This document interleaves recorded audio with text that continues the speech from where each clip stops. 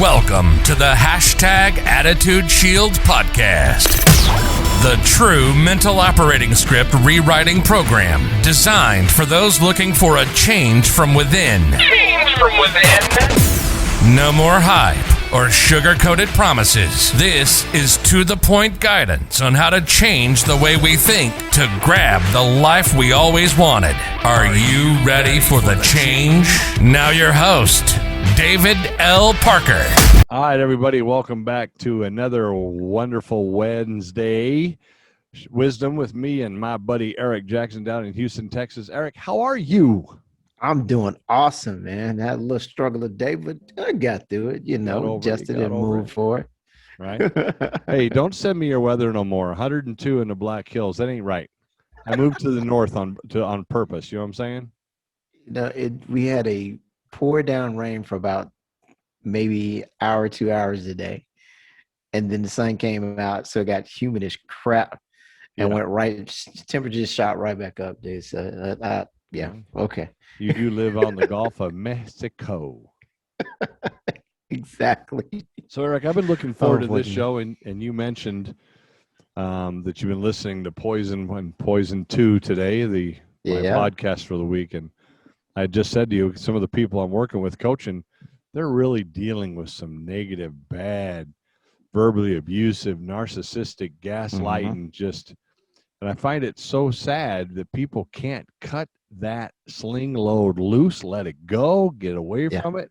And I have this funny sinking suspicion that you have been down this road something fierce, haven't you? Oh, definitely, man. Definitely. Want to share a little bit? Yeah. I mean, I would say I've had a couple of relationships to where, I was, because I am a giver, I had that on the other side where I couldn't give enough. And it was, you know what I'm saying? It's that manipulative twist on it of, oh no, that's, we're not going to go that route. We need to go this route. Well, wait a minute. I've got this route covered and under control. Why we can't go that route? Right. And it was always something. No matter what I did, it wasn't good enough. And then when I covered all the bases, it got to the point where, I didn't ask for all of that. You know what I'm saying? Yeah. So it's like, I've been down that road a couple of times. It's incredible to me how people just allow themselves to stay there. They just, they buy off on this bullshit that it's them. If I call you on the phone all the time and belittle you and say things to you, how in the world is that your fault? I mean, it's just not. We're just not designed to take that. I mean, especially these people that gaslight, they drive me crazy, straight tell you, well, you said this. What? Whom are you talking about? What are you talking about? Right? It's just a terrible, crazy world. So what do you do to defend yourself against these completely mean, narcissistic, bad human beings that seem to come into our lives, whether we want them to or not? What's your defense mechanism? Now, it's more of that internal light of my own. At first it was, I could say that I was taken advantage of because I didn't have that self-confidence. I didn't have that internal light glowing, on high cylinders. And I did allow people to point out the things that I already felt was negatives in my life and capitalize on that. But in going through the transition that, I've had over the last few years, it's more so of making sure that I'm internally good and I'm okay with Eric. As long as Eric's okay with Eric, I really couldn't give a damn what you got going on.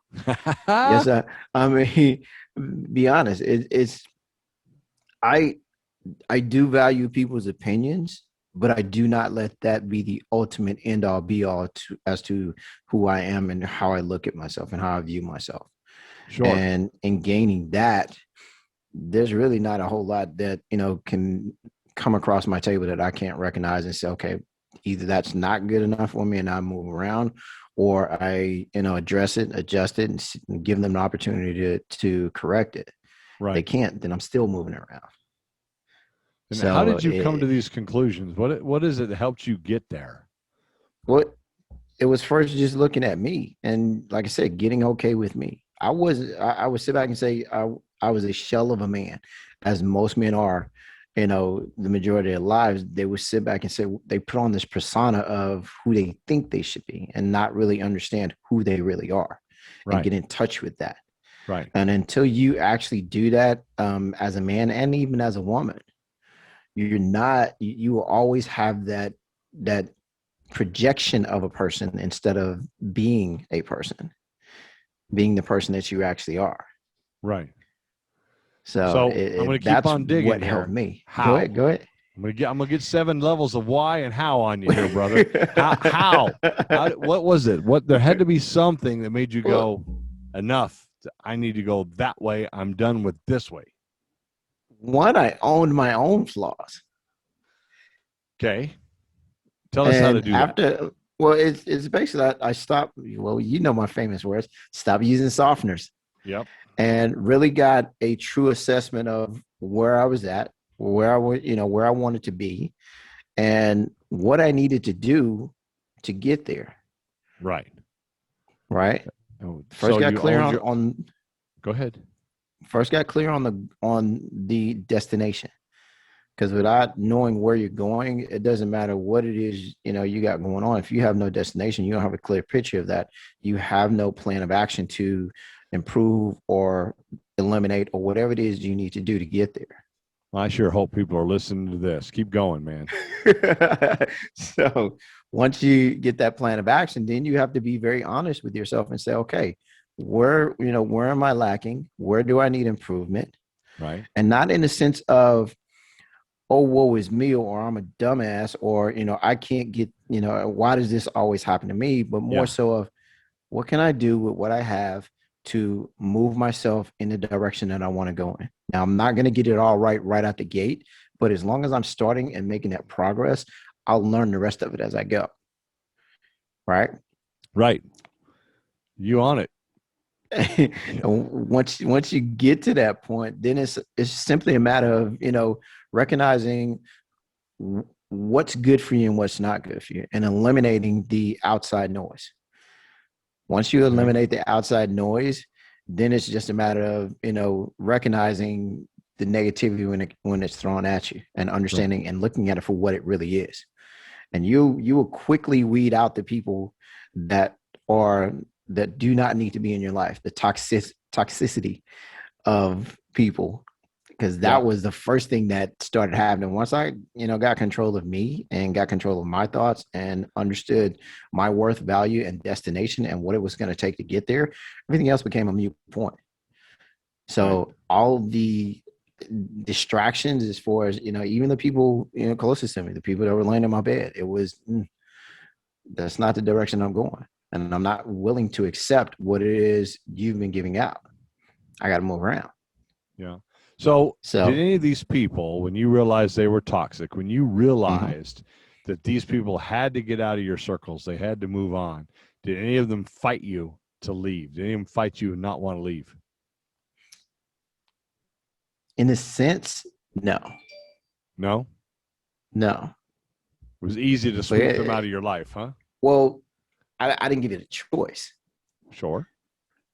And it was more so once I made the decision, then it was, okay, null and void. Yeah. Did any of them, were you able to, as I talked about on the podcast and the YouTube channel the other day, were you able to convince any of them to leave to the point they thought that was their idea? Yeah, I did that, but that wasn't cool. Yeah, but no.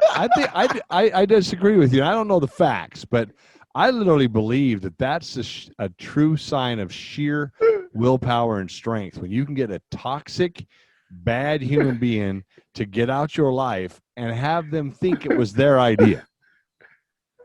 Because I think the only kind of people that can actually do that to have to be toxic. They have to be narcissistic or verbally abusive. They have to be something where they literally are like, well, I'm out of here because you suck.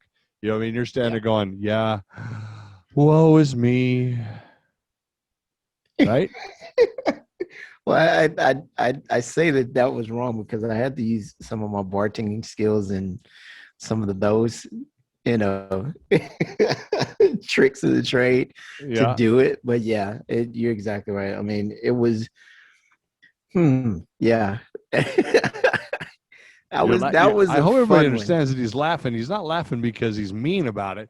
He's laughing because of the freedom and the empowerment you found by being able to change the people in your circle, right? Yes, exactly. Exactly. I mean, Very much that's so.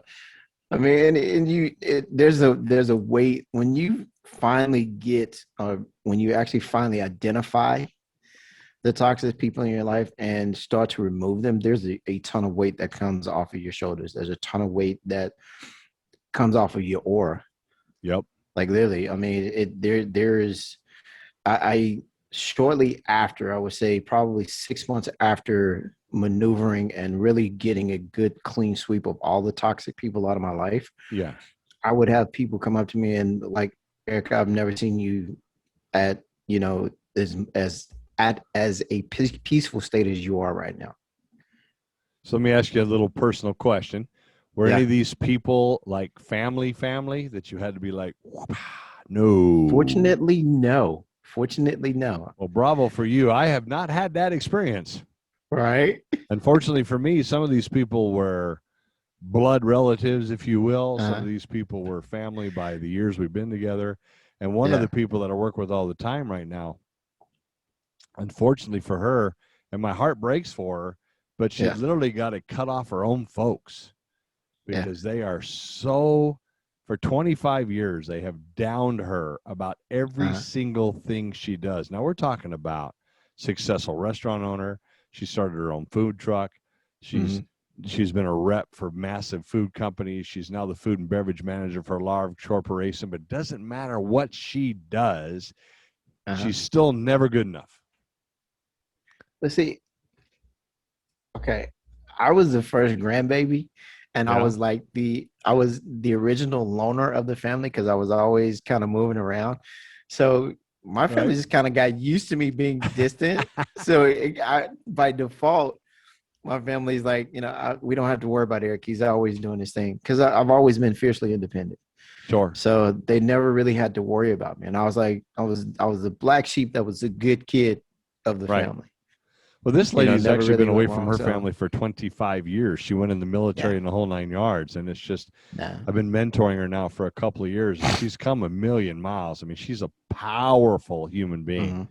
But it's always shocking to me how much pain and devastation comes into her life when she lets these people in for just a minute. I mean, it's like they call her on the phone and her blood pressure goes up. I'm like, why are you answering the phone? Well, they're my parents. Amen. I bless them. I'm wonderful. But they brought you into the world, but that doesn't mean you have to put up with it the whole time they're in the world if they're negative and mean. Oof. I'm just that way. I mean, if you're going to tear a person down, I don't care if you're 50 people apart or blood relatives. Completely agree with you. Completely agree with you. And I fortunately I've not had to go through that experience with family, but I completely agree with you. Right. So I Sorry mean, about that phone call. And that's I don't big deal. Do it. I know. I mean, and it's something that we all have to deal with at some point in our lives. Unfortunately, it happens way too much. But usually the people that I get to talk with and get to help, and I'm sure people you deal with all the time, it's usually more like friendships or business partnerships. Business partnerships are hard. My favorite comment is the only ship that never sells is a partnership. You know what I mean? Because people, they're rowing in different directions, wondering why the other one's fighting them. And it's like, exactly. Because you didn't figure it out going in. Yeah. So did you just do Men Sharpen Men program? Yes. Yes. It is actually the Trap of Silence. We do it on Clubhouse. And yes, we good show. Right. So that's really good stuff. Really good stuff. Nothing like getting text by your team saying, hey, I got a problem. So you're trying to fix it while I'm talking to you, right? But Love you got to do, I got to do, right? Love Multitasking, able to gotta keep take care going. of family, man. Gotta take care of family. Trust me. And like, yeah, I've had those calls in the middle of a meeting, and it's like, hold up, and it always completely throws me off. Right, because all of a sudden we're talking one thing, and now I got somebody saying, "Hey, we need more gin." Well, go to the liquor cage and get some gin. If you don't know, I run a bar. Eric knows, but if you don't know, because you're plugging in through Eric, I run a bar along with 27 other companies, restaurant freaking consulting and stuff. But anywho, yeah, and it's fun. You were in bar business for a very long time. It's amazing how many people you find that work in bars that are what we're talking about. Yes. Just some strange human beings. Woo. Don't get me wrong. I love a lot of them, but there are some people that can go, what in the hell are you talking about? I think because of the alcohol, that's why we run into so many of those. Because nobody else would deal with them, so they come to drink. Not in my bar, not in what I run, but in the same building that I'm in. There, I swear to goodness, there is a guy that would tell a lie to get out of the truth. Dude. And I've even said to him, do you believe what you say? And he was like, what is that supposed to mean? I'm like, dude, I was with you the whole time what you're talking about, and that didn't happen. No, I'm talking about a different time. Then how come you started the conversation with, hey, you remember when we did this? And I'm like, I am standing in the presence of a world-class gaslighter. He is now going to tell me that I'm lying. But hey, the bottom line is, right, Eric, you got to just figure out how to weed these type of people out, how to protect yourself, keep your attitude shield strong, understand your self-worth is not connected to their opinion. You know what they say about opinions? They're like backsides. Everybody's got one. And don't let time keep you there. Oh man. Talk about that one. Come on. A lot of people let time hold them into a situation where they know it's not right for them. They know it's toxic. Man, you're dead on the money with the lady I was telling you about. I've been mentoring for years. She had 25 years into this relationship, but it was a one-way relationship with this other family, this woman who was married, and they were couples together. And she literally has made her pay a price for 25 years to be her friend. Now, every time this lady that I'm mentoring called and asked for help, it was always, no, I don't have time for that right now. Not even. I know. And I hope if anybody's listening to this, they understand you don't have to keep going through this. You can walk away. Exactly.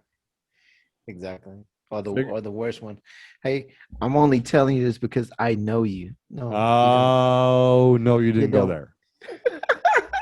You know I had to. No, I know, but that one is crazy. I always love it when or how about this one?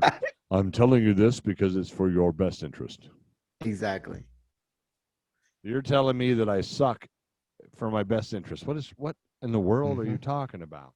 And how come you're telling me something for my best interest, but by me listening to you and maybe doing what you're asking, you gain something? How is that? There you go.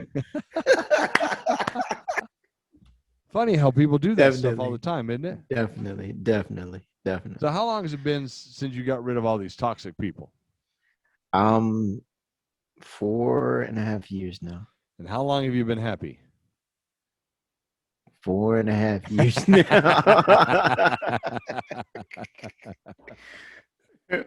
Amen. I would say I ecstatically happy the last 2 years. Because not only did I get rid of the toxic people, but I also actually found myself, which was a beautiful thing. It's very interesting when you introduce yourself to yourself. Yeah. I mean, I went through a phase. That was a beautiful thing. Yeah, I woke up one day and I'd been through enough. And I said, you know what? I ain't hanging out with people. I ain't dating. I'm not doing nothing for a year. 365 days, I'm doing nothing, right? Except focusing on me. I'm going to read books. I'm going to figure out how to become comfortable in my skin. And it ended up lasting 16 months because in a year I wasn't ready to quit. 2017, 2018. That was my period. Yep. And, did the exact now same I thing. have an amazing woman in my life that I can't even express it in words how incredible the relationship is with her. I did 6 months was involuntary because I was in a depressive state. Yeah. But after that 6 months, it was okay. Let's build the kingdom again. There you go. And I scrapped, like when I say I scrapped everything, every relationship, every connection, the whole nine. Like I literally was just going to work, coming home, getting in my books and studying and relearning who the hell I am. There you go. Well, I'm glad you did it. I'm glad we both did it. But hey, this has been a great Wednesday, Eric. I really enjoy these. Yes, sir. I look forward to it. And again, everybody, in case you're curious, it's Tuesday night. So you're hearing this just 12 hours from now. And it is unscripted, baby. Unscripted. There are no notes. I was looking at a couple of notes on my desktop for tomorrow, Thursday's show, and I'm like, nope, I'm not following those notes. I'm just going to talk to my friend Eric because you and I have chewed up some of the same dirt and made some really good choices, and I'm glad to call you my friend. Thank you, brother. Same here. All right, everybody, we will talk to you next Wednesday. Make sure you plug into Eric. He makes these wonderful 1-minute videos. He's been trying to teach me how to do it, and seems like my phone may be just a little bit ahead of me, but I'm going to get it figured out sooner or later, one way or another. Right? And we will talk to you again next Wednesday. All right, say goodbye, Eric. Bye, Eric. 6 weeks into it, he finally did it. All right. You've been listening to Attitudeshield, your double dose of espresso for your attitude. Check us out on Facebook and on the web at www.attitudeshield.com. Again, thanks for spending this time with us. Between now and when we talk again, keep those shields up, eyes on the target, and always be moving towards your dreams.